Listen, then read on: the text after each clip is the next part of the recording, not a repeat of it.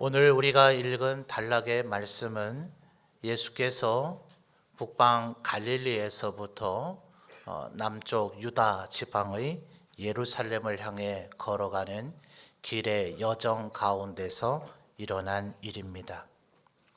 복음서의 기록을 보면 예수님께서는 베들레헴에서 태어나셔서 나사렛에 거주하시다가 갈릴리 해변에 있는 도시 중에 하나인 가버나움에 가서 거주하심으로 그것이 또 다른 하나의 고향이 되었다.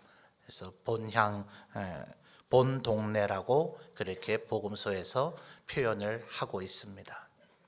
그래서 복음서에 예수님의 사역의 행적을 지도상에 표시를 해보면 주로 북쪽 지역에 있는 갈릴리 주변에서 대부분의 사역을 행하곤 하시다가 유월절과 같은 명절이 되면 중앙부 사마리아를 통과해서 남부 유다 지역의 예루살렘으로 내려가셨다가 이제 명절이 끝나면 다시 갈릴리로 되돌아가시곤 하는 일종의 나선형 구조를 가지고 있다.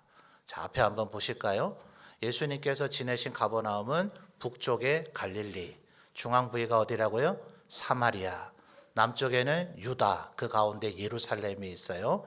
그래서 갈릴리에서 주로 사역을 하시다가 명절 유월절이 되면 사마리아를 통과해서 예루살렘에 내려오셨다가 다시 어디로요? 갈릴리로 되돌아가시기 때문에 이렇게 뱅글뱅글 돌게 되는 일종의 나선형 구조를 가지고 있다. 그렇게 이야기를 합니다.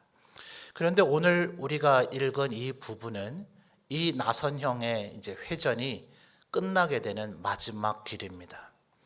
예수께서 이번 예루살렘에 올라가시면 십자가에 달려 죽으시고 3일 만에 부활하실 그 목적을 향해서 가기 때문에 마가복음의 마가는 이 부분, 특별히 그 출발선을 북방에 있는 가이사랴 빌립보로 봅니다.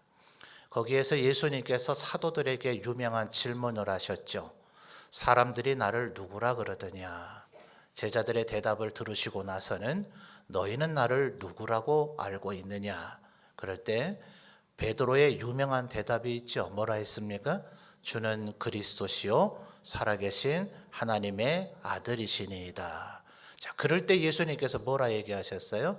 이번에 내가 예루살렘에 올라가면 많은 고난을 받고 십자가에 달려 죽었다가 3일 만에 살아나게 될 것을 비로소 얘기하셨다.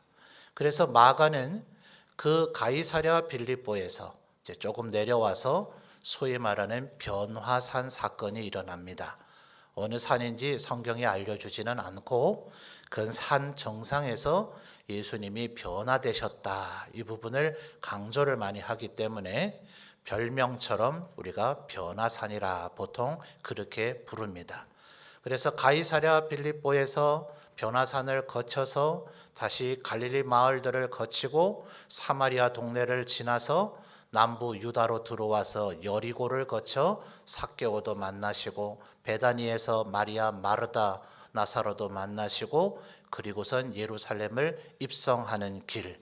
그래서 이 길이 마지막 예루살렘을 향해 십자가를 지러 올라가는 길이기 때문에 지난 2000년 동안 수많은 신학자들은 십자가의 길이라 이렇게 부르기도 하고 마가 같은 이의 그 복음서에서는 주로 길에서라고 하는 이 단어가 반복해서 나타나기 때문에 이 부분을 어떤 신학자는 일명 길 단락이라 이렇게 부르기도 합니다.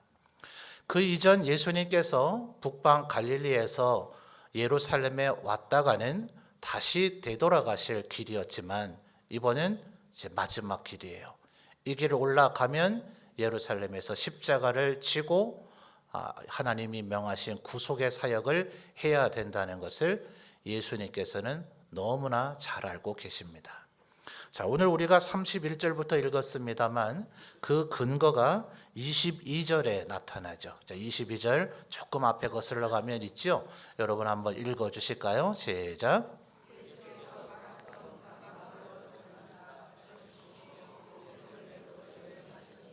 자, 하반절에 어디로 여행을 해요? 예루살렘으로 여행을 하고 지금 계시다.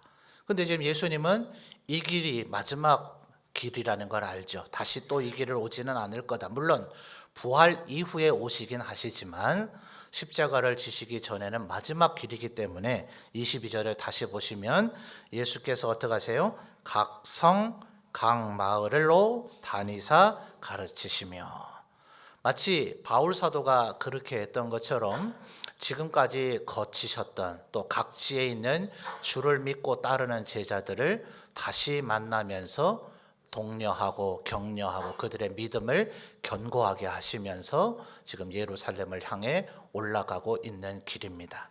자, 오늘 우리가 읽은 31절 첫 단어가 뭡니까? 곧 그때에 라는 이 단어들의 뜻은 바로 이와 같은 의미를 갖고 있는 거예요. 자, 예수님께서 지금 어디를 향해 가고 계세요? 예루살렘을 향해 가고 계세요. 뭘 위해 가고 계세요? 십자가를 지시기 위해 가고 계십니다. 그런데 31절 보세요. 곧 그때에 어떤 바리새인들이 나와서 이르되 나가서 여기를 떠나소서 헤롯이 당신을 죽이고자 하나이다. 자, 여러분 알고 있는 대로 복음서를 보니 바리새인들이 예수님을 좋아해요, 안 좋아해요? 안 좋아하지요. 예, 맨날 바리새인들에게 아니, 너희는 소경과 같아서 소경이 소경을 인도하니 무슨 어떻게 꼴이 되겠느냐? 너희도 지키지 못할 것을 백성들에게 지키라고는 하고 너희는 천국 가는 길을 가로막아서 백성들이 천국 가는 것도 못 가게 한다. 그들이 요단강에 나올 때는 이 독사의 자식들아 하면서 누가 너희 보고 회개하라 하더냐? 너희는 회개할 마음은 눈꼽만큼도 없으면서 회개한 자라고 하는 그런 명예만 얻고자 하는구나 하면서 바리새인들 향해서 늘 질타와 책망을 하시곤 했으니 바리새인들이 제일 예수님을 죽이고 싶어 했죠. 물론 제사장, 사두개인과는 원래 생각과 사고방식이 달라서 원수들과 같았지만 그날에는 예수님을 죽이고자 하는 일에는 목적이 똑같았기 때문에 그들이 오히려 친구가 되었다. 이렇게까지 복음서에 기록을 할 정도였어요. 자, 여러분 그럼 이상하지 않아요? 어떤 바리새인들이 그렇게 예수님을 미워하고 어느 부분을 보니까 이들이 예수님을 죽이고자 하다가 아직은 때가 되지 않았기 때문에 예수께서 그 자리를 피하시는데 아무도 예수님을 잡을 엄두를 내지를 못해요. 그래서 그 다음에 또다시 이 예루살렘 쪽으로 접근해 내려가니 사도들이 방금 전에도 예수님을 죽이려고 했는데 또 거기를 가시려고 하십니까? 라고 사도들이 얘기할 정도였어요. 그러니까 바리새인, 사두개인, 제사장 이들이 전부 다 예수님을 죽이고자 한다는 건 예수님도 알고 제자들도 사도들도 다 알고 있는 내용이에요. 자, 그러면 여러분 정상적인 바리새인이라면 지금 예수님에게 나와서 이런 얘기를 해줄 이유가 있어요, 없어요? 안 해야죠. 오히려 더 비밀로 해야죠. 비밀로 해서 예수님이 딱 붙잡혀서 죽을 위치에 제 발로 걸어오시기를 덫을 놓고 기다리고 있어야지 지금 뭐 때문에 와서 헤롯이 당신을 죽이려고 하니까 나가서 여기를 떠나소서라고 얘기를 하느냐 말이에요. 심지어 바리새인과 헤롯이 친했을까요? 친하지 않았을까요? 여러분 좀 어려우시면 우리나라로 비유를 하면요, 일제시대에 독립운동하시는 분들과 친일파하고 친했을까요? 친하지 않았을까요?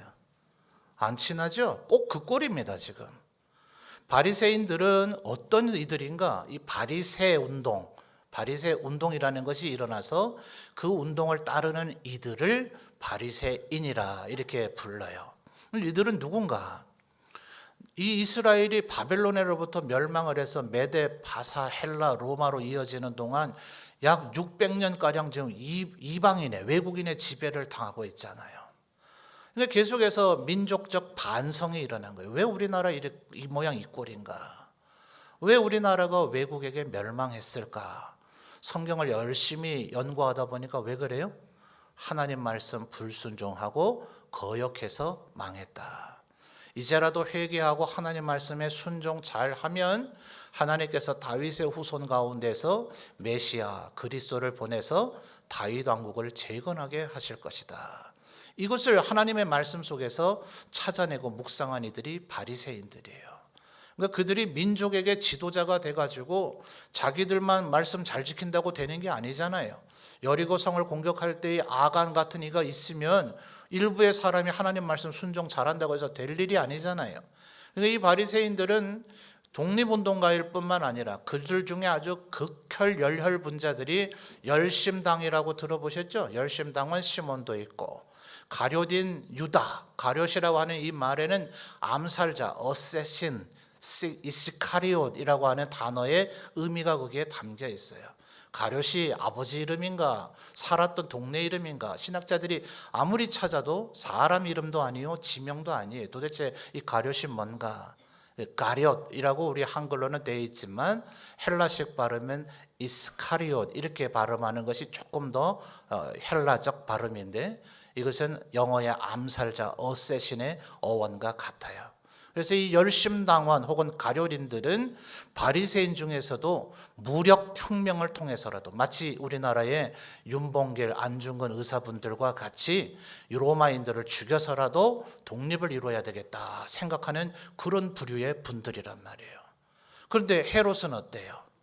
헤롯 집안은 근본적으로 유대인이 아니에요. 에돔의 후손인 이두메인이에요. 아니 로마인이 지배하는 것도 지금 열받아 죽겠는데 에돔인들은 지난 수백 년간 열왕기 시대 때 늘 남유다의 지배를 받았던 집안이에요. 야곱의 형 에서의 후손이긴 하지만 결국 이스라엘의 지배 아래 있었던 인데 그의 후손 에돔인은 거의 멸망되고 형체를 찾아볼 수가 없는데 그 중에 극히 일부 남아있던 이두메인 중에 하나인 헤롯 집안이 우리의 왕이 된다? 제일 이스라엘 사람들이 싫어합니다.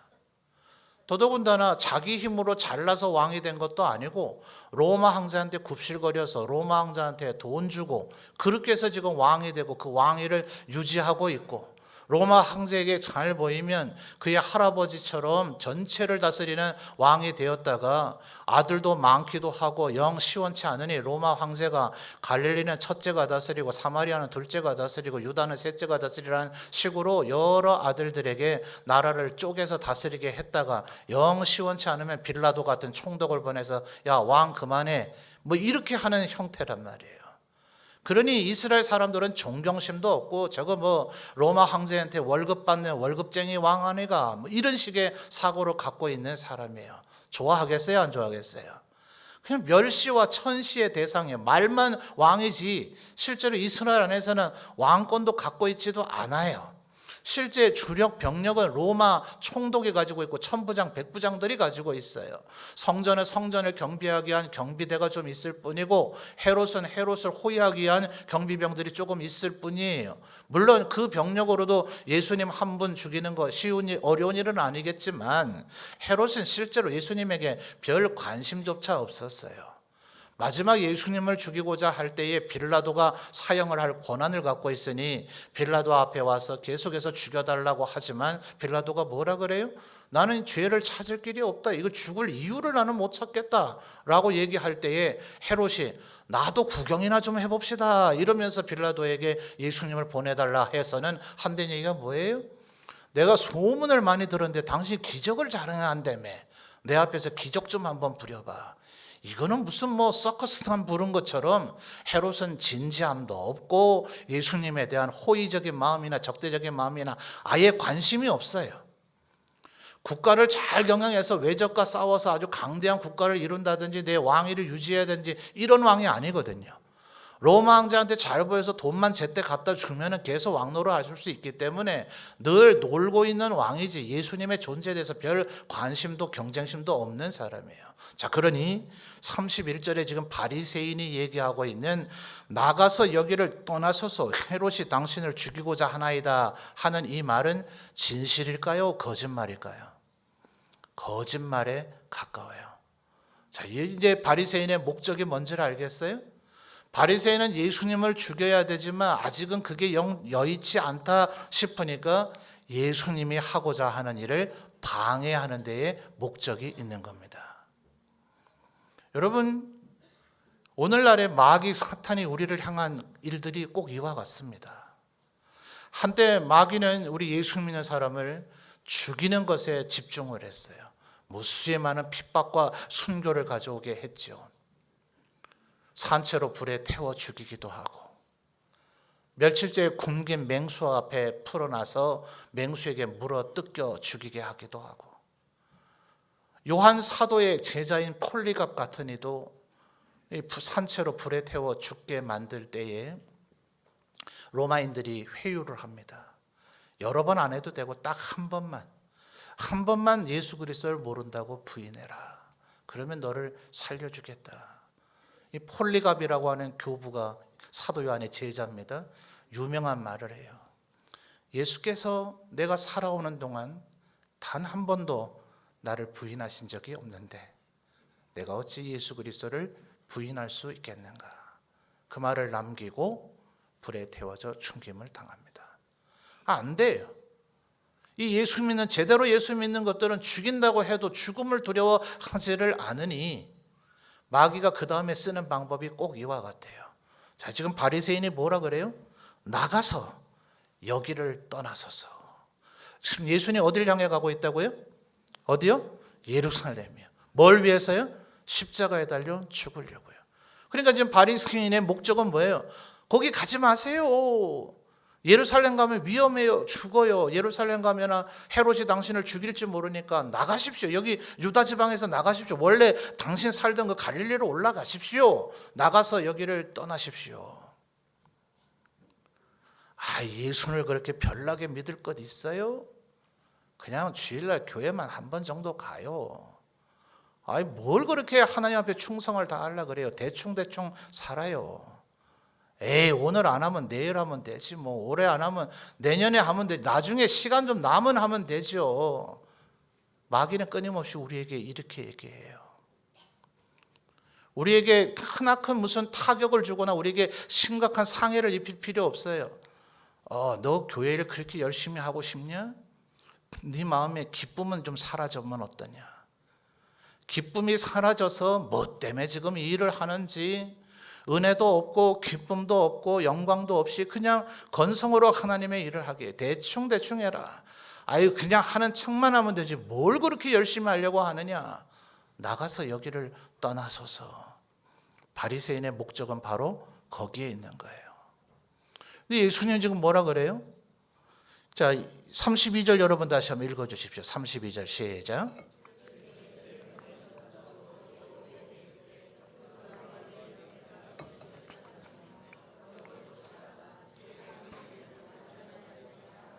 아멘. 아까 31절에서 거짓말이든 진짜이든 간에 바리새인이 지금 말하기를 헤롯이 어쩐답니까? 당신을 어쩐대요? 죽인대요. 그런데 예수님 지금 뭐라 그래요? 야, 가서 여호와한테 이렇게 대답을 좀 해줘라. 누구한테요?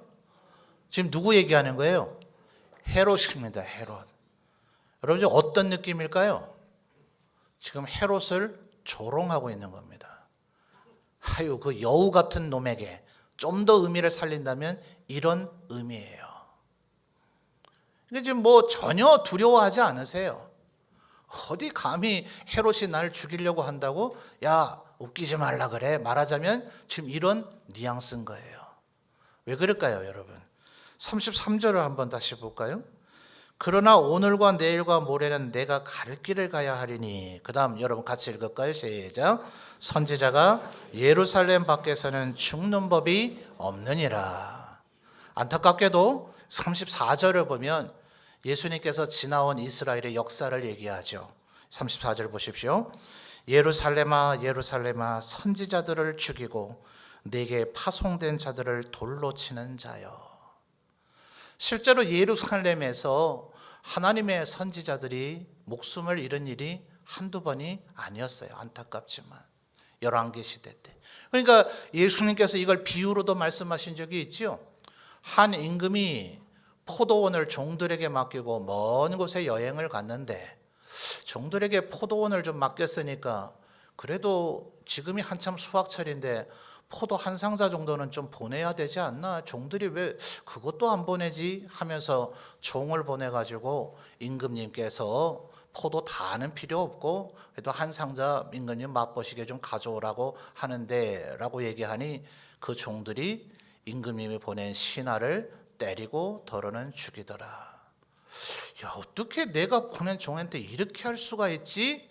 하면서 임금께서 도무지 믿어지지 않으셔서 내 아들을 보내면 그들이 내 아들에게는 선대하겠지 라고 아들을 보냈더니 그 아들을 죽이면 이 포도밭이 우리 것이 되겠구나 라고 여긴 종들이 그 아들을 죽이더라.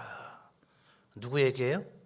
예수님께서 본인이 당하실 일을 바리새인들 앞에서 비유로 얘기하심으로 바리새인들이 자기 얘기인 줄 알고 이를 갈더라. 이런 얘기가 복음서에 또 나와요. 예수님 지금 뭐하러 어디 가신다고요? 예루살렘에. 뭐하러 가신다고요? 십자가에 달려 죽으시러요. 아니 예수님 지금 죽으러 가신다는데 바리새인이 헤롯이 당신 죽이려고 합니다 라고 얘기하니까 협박이 돼요 안 돼요? 아니 이게 진실이든 거짓말이든 상관이 있어요 없어요? 우리는요, 예를 들어 어떤 사람이 예수님이 아니면 다른 사람이 말이에요, 지금 예루살렘에 올라가서 왕이 되려고 그런다. 일개 인간이 말입니다. 지금 왕이 되려고 그러고 그러면 예루살렘에 가서 내 추종자들을 잘 끌고 먹어야죠. 그리고 나를 적대하는 자들을 잘 제압을 해서 내가 왕이 되는데 감히 대항하지 못하게 해야죠. 내가 왕이 되는 일을 성공해야죠. 로마인들을 몰아내야죠. 대제사장들을 굴복시켜야죠. 바리새인과 사두개인의 협력을 얻어내야죠. 월급쟁이 왕이라도 헤롯을 몰아내야죠. 이러면 내가 과연 이 혁명, 이 쿠데타를 과연 성공할 수 있을까 없을까? 이 성공의 목숨을 걸고 있는 사람은 늘 두려워요. 노심초사합니다. 이거 잘못하면 어떡하지? 실패하면 어떡하지? 헤롯이 나를 죽이려고 한다고? 그 말이 진실이냐 아니냐를 떨어서 공포를 갖게 되어 있어요. 근데 죽겠다는 사람은 아무도 못 말립니다. 예수님 지금 뭐 하러 가신다고요? 예루살렘에. 뭐 하러 가신다고요? 죽으러 가신다고요.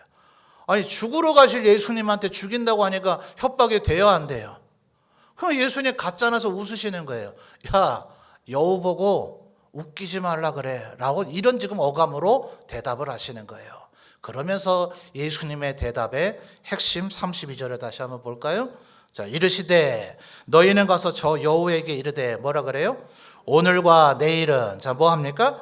내가 귀신을 쫓아내며 병을 고치다가, 자 귀신 쫓아내고 병 고치던 것 지금까지 누가 하셨던 일이에요? 예수님께서. 언제요? 매일같이 하시던 일이에요. 그러니까 오늘과 내일 뭐 한대요? 헤롯 네가 무슨 생각을 가지고 있든지 말든지, 바리새인 너희들이 나한테 와서 뭐라고 속삭이든지 말든지, 예수님은 뭐예요? 내가 해야 할 일을 나는 오늘도 할 것이다. 오늘도 내일도 나는 그 일을 하다가 32절 하반절에요, 제3일에는 어떻게 돼요? 완전하여 지리라. 여러분의 성경에 한 번씩 주석을 보시면 이 말이 다른 말로 번역한다면 어떻게 번역할 수 있다 합니까? 또는 완전히 이루리라. 예수께서 십자가에 달려 돌아가실 때 십자가 위에서 하셨던 7마디의 중요한 말씀 중 마지막 말이 뭡니까? 다 이루었다. 예수님께서는 협박을 하든지 말든지. 왜요? 예수님이 인간이 되셔서 성육신하셔서 이 세상에 오신 목적이 인류의 구속과 대속을 위하여 죽으시는 것이기 때문에 죽겠다는 분한테 죽이겠다고 협박하니 이 협박이 먹힙니까? 사명의식이 투철한 사람은 주위에서 뭐라고 속삭이든지 미혹을 하든지 말든지 협박을 하든지 말든지 방해를 하든지 말든지 흔들리지 않는 줄 믿습니다. 여러분, 이것이 우리가 예수 그리스도를 본받아야 될 모습입니다. 사단은 절대로 우리가 하나님 앞에 영광 돌리는 꼴을 못 봅니다. 하나님 말씀대로 사는 것을 못 봅니다. 하나님 말씀대로 제대로 사는 그런 충성스러운 그리스도인이 되는 것을 싫어합니다. 그래서 우리에게 끊임없이 얘기합니다. 그들은 거짓을 불사합니다. 헤롯의 말이 거짓말인지 진실인지 알 필요도 없고 바리새인의 의도가 선한 의도인지 악한 의도인지 알 필요도 없습니다. 중요한 것은 나가서 여기를 떠나서서 네가 하는 일을 중단해라. 하지 마라. 뭐 때문에 그거 하냐? 대충 예수 믿어라. 하나님 앞에 영광 돌리지 마라. 그냥 물에 물 탄 듯 술에 술 탄 듯 살아라. 모난 돌이 정 맞는다. 뭐 때문에 그렇게 의를 위하여 하나님의 나라를 위하여 살려고 하느냐? 대충 살거라. 맛을 잃은 소금이 되거라. 끊임없이 사탄은 우리를 미혹하고 있습니다. 여러분, 여기에 넘어가지 않는 여러분 되시길 바라요. 우리의 마음속에 쓸데없는 욕망이 가득 차 있으면 헤롯이 날 죽이려고 한다고 겁을 집어먹게 돼 있어요. 그러나 우리의 목적이 예수님과 동일하게 십자가를 지고 죽는 것이 우리의 삶이고 우리의 사명이라면, 내가 그리스도와 함께 십자가에 못 박혔나니 이제는 내가 사는 것 아니요 내 안에 계신 예수께서 사시는 것이라. 아멘입니까? 이 믿음 가지고 살아가는 사람은 이미 예수님의 목적이 그러하였듯이 내 목적도 십자가의 죽음일진데 겁날 게 뭐 있어요?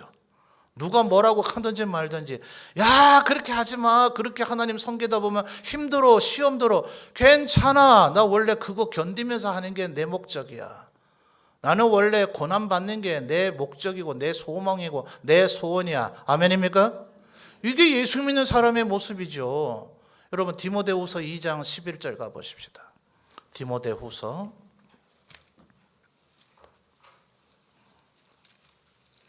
조금 더 설명하다 여기 찾으려고 그랬는데 마음들이 잘 안 따라오시는 것 같아서 바로 이 말씀을 좀 찾아보십시다. 디모데후서 2장 11절 12절입니다.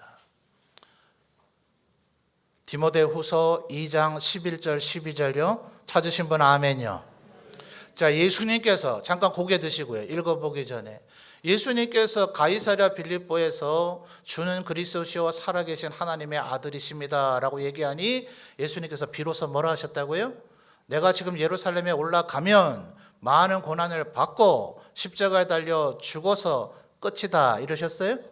아니죠. 많은 고난을 받고 십자가에 달려 죽었다가 그 다음 뭐예요? 3일 만에 부활하리라. 자, 이제 2장 11절 12절을 읽겠습니다. 시작.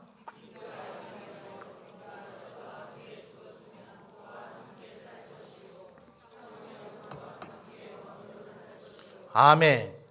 여기까지만 봐도 충분합니다. 이게 바울 사도가 바라보는 우리가 예수 그리스도를 뒤따라야 할 이유입니다.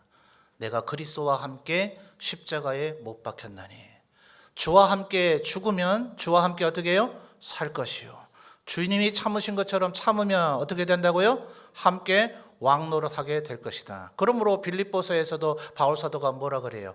너희 안에 이 마음을 품으라. 곧 그리스도 예수의 마음이니 그는 근본 하나님의 본체시나 동등됨을 취할 것으로 여기하지 아니하시고 죽기까지 복종하셨으니 그러므로 하나님이 그를 지극히 높여 모든 이름 위에 뛰어난 이름을 주사 하늘에 있는 것들과 땅에 있는 것들과 땅 아래에 있는 모든 것들이 예수 그리스도의 이름 앞에 무릎 꿇게 하셨느니라. 아멘.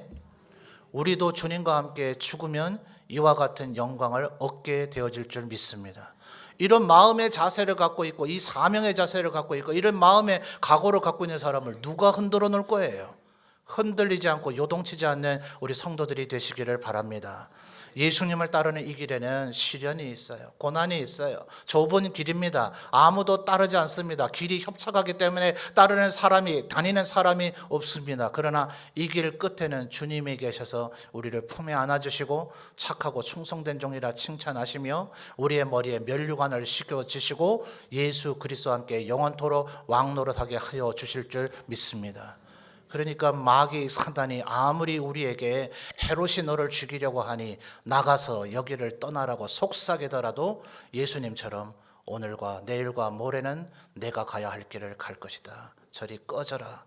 이렇게 얘기하실 수 있는 저와 여러분이 되시기를 주님의 이름으로 축원합니다.